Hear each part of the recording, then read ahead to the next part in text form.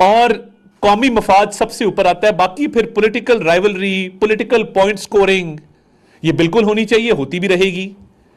मगर जब आप कौमी मफाद को इधर ले आएं और अपने जाती और सियासी मफाद को उससे ऊपर ले जाएं, इससे कभी हरकत और हो नहीं सकती।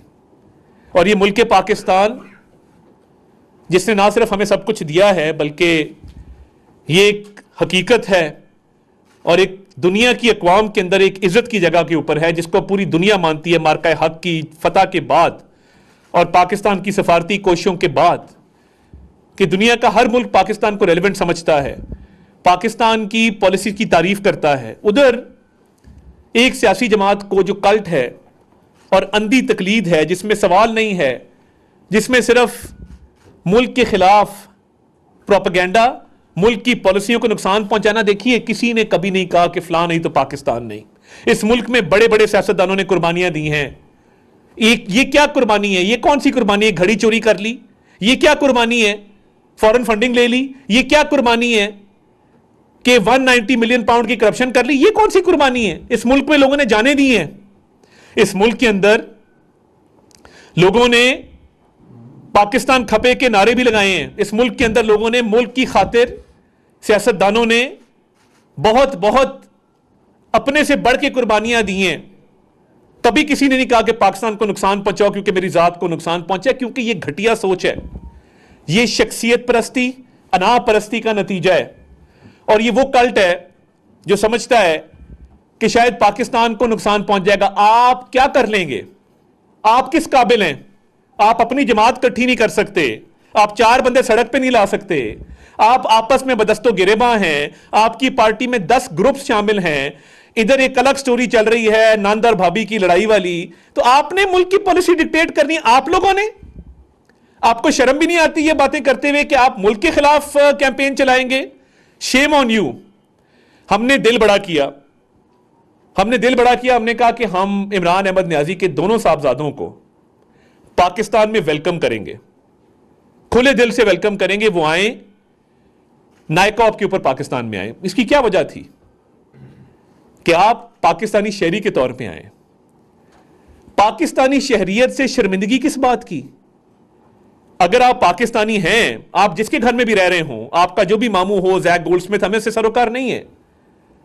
हमें बिल्कुल सरोकार नहीं है कि उसने सादिक खान के खिलाफ इलेक्शन लड़ा। वो उनकी अपनी पॉलिटिक्स है जैक गोल्डस्मिथ की। बिल्कुल आप उनके घर में रहे, हमें कोई इतराज नहीं है, वो आपकी अपनी चॉइस है।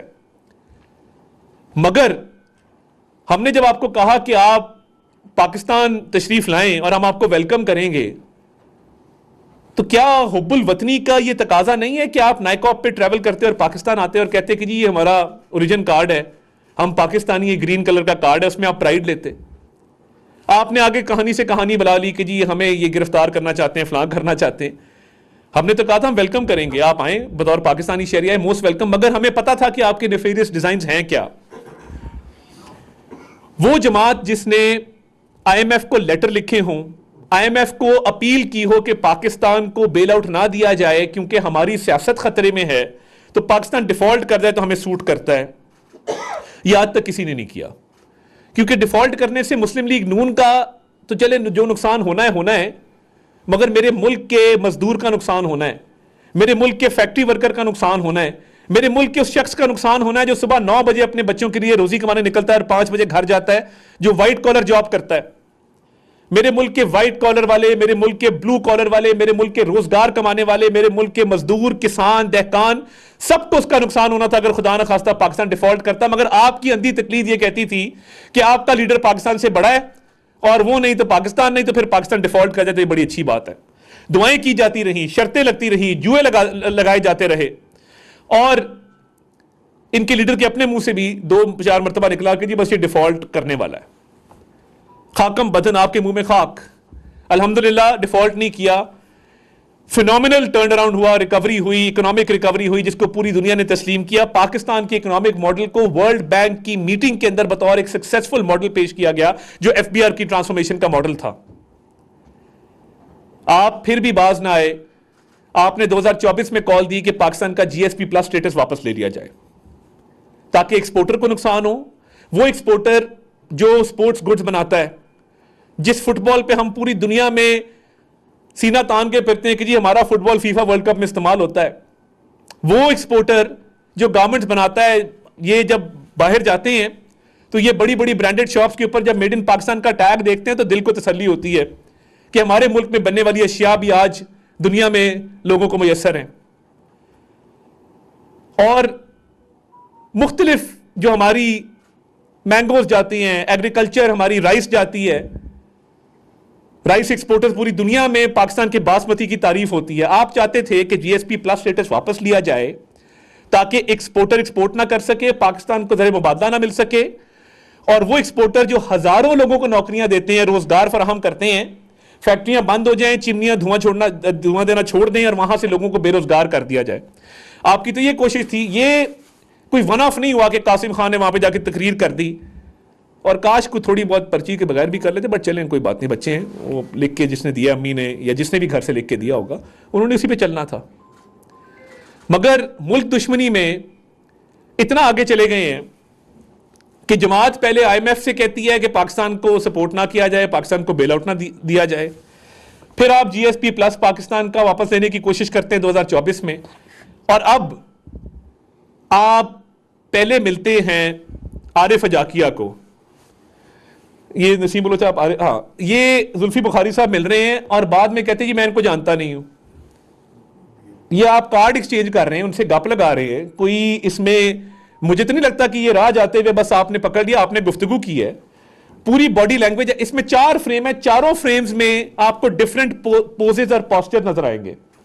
इधर बातचीत हो रही है और फिर पोजिंग हो रही है, तस्वीर खिंचाई जा रही है, और खुशी से, ये कोई जबरदस्ती तो उसने हाथ नहीं पकड़ा हुआ आपका, ये आप खड़े हैं, हंस रहे हैं, उसके पीछे हाथ रखा हुआ है। ये तो किसी से शनासाई हो तो उसको आप इस तरह हाथ रख के उसके साथ तस्वीर खिंचाते हैं, बगैर शनासाई के ऐसी तस्वीर तो नहीं खिंचती।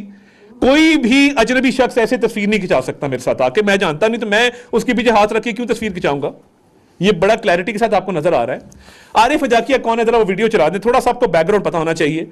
ये कराची में पैदा हुए थे, मगर आजकल ये भारत की कैंपेन पूरी आवाज बंद कर देती। ये देखें, आप चला दें वीडियो प्लीज। ये आप देखेंगे कि ये आजकल बर्तानिया में भारत की कैंपेन चलाते हैं। ये झंडा भी नजर आ रहा है आपको, गेटअप भी नजर आ रहा है। आप देख रहे हैं कि ये लंदन में पाकिस्तानी हाई कमीशन के बाहर भारत की प्रॉपर कैंपेन चला रहे हैं। अब आरिफ अजाकिया जो आपके साथ खड़ा है तिलक लगा के, झंडा पकड़ के, आप कह रहे हैं हम जानते नहीं हैं। आपकी वीडियोस पूरी दुनिया देख रही है, आपकी तस्वीर पूरी दुनिया देख रही है, पूरी दुनिया देख रही है कि आरिफ अजाकिया के साथ आपकी गपशप हो रही है, कार्ड एक्सचेंज हो रहे हैं, बातचीत हो रही है। मगर जुल्फी बुखारी साहब कहते हैं जी मैं जानता नहीं हूं। भाई बहुत अच्छे, आपको पूरे लंदन के पार्टी क्राउड का पता है, आपको एक एक गली का पता है, आपको आरिफ अजाकिया का नहीं पता। बहुत अच्छे, बहुत अच्छे। मासूमियत तो ऐसी हो ना कि यूएन की बिल्डिंग में भी जाने का पता है, जिनीवा पहुंचने का भी पता है, GSP प्लस का भी पता है, तकरीर का भी पता है। पता नहीं है तो आरिफ अजाकिया का पता नहीं है। तो आपकी भौंडी एक्सप्लेनेशन थी। आई एम सॉरी जुल्फी साहब, आप पढ़े लिखे लगते हैं, मगर मैं राह जाते मिल गया, मैं तो जानता नहीं। तो ये पूरी दुनिया ने देख लिया है कि आरिफ अजाकिया के साथ आपकी बाकायदा ताने माने मिलते हैं। और मेरी इत्तला ये है कि इस मीटिंग से पहले भी आरिफ अजाकिया के साथ मीटिंग्स करके ये एजेंडा तय किया गया था कि पाकिस्तान का GSP प्लस स्टेटस कैसे वापस लिया जाए, क्योंकि नाम निहाद इंसानी हकूक के नाम पे आरिफ अजाकिया पाकिस्तान के खिलाफ इंटरनेशनल फोरम्स पे कैंपेन करता है। तो ये मुख्तलिफ इंटरनेशनल फोरम्स पे जाता है और वहां पे अलेजेड ह्यूमन राइट वायलेशन के चक्कर में पाकिस्तान को बदनाम करता है। तो आपने उससे नोट्स लिए जो आपने कासिम खान को दिए। तो इसमें जुल्फी बुखारी का रोल एक फैसिलिटेटर का है कि वो बैठ के इधर से नोट्स लेके उधर दे रहा था, और फिर मीटिंग बिल्डिंग में हो गई तो उसने जो लास्ट मिनट एडिशंस होती हैं वो भी करवाई। अब ये Arif Ajakia anti Pakistan, pro India एक शख्स जो गद्दार है, जो मुल्क से बाहर रहकर पाकिस्तान के खिलाफ दिन रात कैंपेन करता है, ये आपकी साजिश में शामिल था कि यूएन में जाके पाकिस्तान के GSP प्लस स्टेटस को वापस लेने की एक साजिश की जाए। इस्टेब्लिश हो गया, वीडियो एविडेंस आ गई, आप सबके सामने है। और देखिए, ये जो बार बार कोशिश होती है ना पाकिस्तान को नुकसान पहुंचाने की, आप कुछ नहीं बिगाड़ सकेंगे। जितना आप पाकिस्तान के खिलाफ साजिश करेंगे, इंशाअल्लाह ताला मेरा ये मुल्क उतना ही ऊपर जाएगा। आपने हमेशा कोशिश की कि इस मुल्क के अवाम को नुकसान पहुंचाया जाए, इस मुल्क में रोजगार खत्म किया जाए। किधर गई आपकी 50 लाख घर और 1 करोड़ नौकरियां? आपने कहा था ना 1 करोड़ नौकरियों का, 1 करोड़ नौकरियां आपने देनी थी, 50 लाख घर आपने देने थे। 4 साल के अंदर पाकिस्तान को तबाही कर दिया आपने। फराह गोगी जैसे टाउट रख लिया आपने। 190 मिलियन पाउंड की एक जाली यूनिवर्सिटी खोल लिया आपने।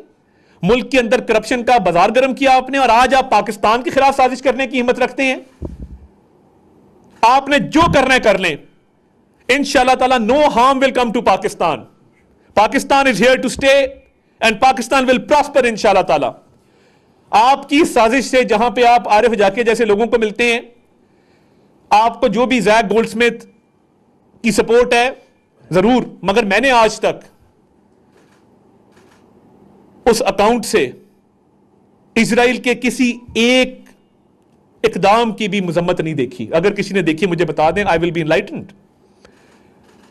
मगर ये सारी साजिश जो की जा रही है, ये अब so called Baloch national movement के नसीम बलोच साहब बैठे हैं, जो शिद्दत पसंदी को भी सपोर्ट करते हैं, जो पाकिस्तान के अंदर दहशतगर्दी के वाकयात पर खुश होते हैं, और बलूचिस्तान में शरंगेजी फैलाने में भरपूर इनका हाथ है, वो आपके साथ बैठा है। मुझे अगर कहा जाए कि ऐसे मैं मरना पसंद करूंगा, मैं ऐसे लोगों के साथ बैठना पसंद नहीं करूंगा, क्योंकि मुझे पता है कि जो है इस मुल्क की वजह से है, और हम जो हैं इस मुल्क की वजह से हैं, और इस मुल्क पे 100 बार हमारी जान कुर्बान।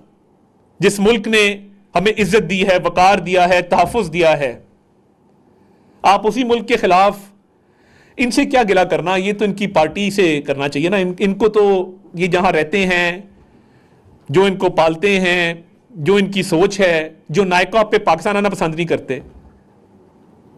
आप यकीन माने फख्र होता है कि जब सब पासपोर्ट पे हम कहीं जाते हैं किसी मुल्क के अंदर। आजकल तो इमिग्रेशन वाले को आप किसी भी जगह जाके पासपोर्ट दें तो वो कहते हैं Pakistan very good, very strong. आपको ये आवाज आती है इमिग्रेशन काउंटर के पीछे से मार्का हक के बाद। और ये वो टोला है जो पाकिस्तान नायका पहना पसंद नहीं करता। और हमें लगता था इनकी बातों से कि ये बच्चे शायद मियां वाली के हाई स्कूल में पढ़ते होंगे, जो एक खुब्बुल वतनी का दिया जाता है ना कि जी डट के खड़ा है आप कप्तान। लेटा भी नहीं हुआ, चले डट के खड़ा होना तो बहुत दूर की बात है, लेटा भी नहीं हुआ। और नारे लगा लो, गाने बना लो, और जज्बाती बातें कर लो, पाकिस्तानियों खड़े हो जाओ, और आप देखो लेटे हुआ है बिल्कुल मलिया मेट, बिल्कुल खत्म। और बच्चे नायका पहना पसंद नहीं करते पाकिस्तान, क्योंकि उनको पाकिस्तानी शहरियत से नफरत है और वो शर्मिंदा है उस चीज़ के ऊपर। आरिफ जाकिया से जुल्फी बुखारी मीटिंग कराता है, जो प्रो इंडिया एक गद्दार है जो बाहर रहता है और पाकिस्तान के खिलाफ दिन रात कैंपेन करता है, और फिर नसीम बलोच के साथ एक जगह बैठ के पूरी कैंपेन चलाते हैं। तो ये इनकी पार्टी का एक वतीरा है। IMF को लेटर लिखो, पाकिस्तान की डिफॉल्ट की दुआएं करो, GSP+ स्टेटस खत्म करने के लिए साजिशें करो। और मैं देख रहा था, मुझे बड़ा दुख हुआ कि कुछ सेनेटर साहिबान भी, फैसल जावेद साहब, ठीक है आप बहुत माहिर होंगे खुश आमद में, चापलूसी में, मगर इस पे आपको पाकिस्तान के साथ खड़ा होना चाहिए। एंड बहुत वॉइसेस ऑफ सैनिटी, तरीके इंसाफ के अंदर मौजूद हैं, and I know it for a fact. बहुत से यंग MNAs को मिलते हैं, इस हरकत को कोई भी इंडोर्स नहीं करेगा। कुछ चापलूसों का एक टोला है जो अंधी तकलीद में समझता है कि ये रूहानी पेशवा भी है, ये एक मार्फत की किसी मंजिल पे पहुंचा हुआ है। मगर let me make it very clear कि ऐसी साजिशों की ना गुंजाइश है, ना छोड़ेंगे ऐसी गुंजाइश। और पाकिस्तान आपकी इन तमाम तर कोशिशों के बावजूद मजबूत रहेगा, मजबूती से आगे बढ़ेगा। आप 100 कोशिशें कर लें अपने सियासी मफाद की खातिर पाकिस्तान को नुकसान पहुंचाने की, पाकिस्तान के साथ हमेशा डिवाइन हेल्प रही है अल्लाह ताला की, और वो रहेगी। और आपके ऐसे ओछे हथकंडे, आपकी ये भोंडी हरकतें पाकिस्तान को नुकसान तो नहीं पहुंचा सकती, मगर आपका मकरू और कभी चेहरा पूरी दुनिया देख रही है। और कोई भी मुहिब्बे वतन पाकिस्तानी आपकी इस हरकत को कभी भी इंडोर्स नहीं करेगा। हाँ, वो चापलूसों का टोला कर रहा है, वो करता रहेगा, मगर at the cost of reputation. कोई सियासी जमात, कोई सियासी लीडर पाकिस्तान से बड़ा नहीं है, और पाकिस्तान इंशाअल्लाह ताला तरक्की भी करेगा। Pakistan is here to stay, और पाकिस्तान हमेशा जिंदाबाद। जी साले जाफिर साहब, आपसे शुरू करते हैं।